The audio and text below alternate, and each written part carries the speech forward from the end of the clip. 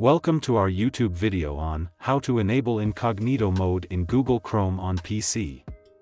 In this tutorial, we will guide you through the simple steps to activate the Incognito Mode feature in Google Chrome on your PC. Whether you're concerned about privacy or want to browse the web without leaving any traces, enabling Incognito Mode is a great option.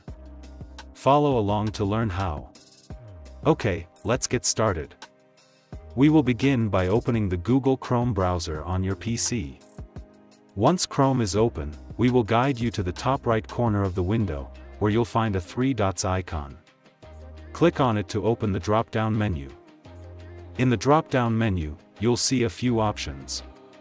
Look for the New Incognito Window option and click on it. This will open a new window specifically designed for private browsing. Or you can using this shortcut on your keyboard, Ctrl+Shift+N. Now you can start browsing privately using this incognito window. Join us in this video tutorial to empower yourself with the knowledge to protect your privacy. Don't forget to like, share, and subscribe to our channel for more helpful tips and tutorials.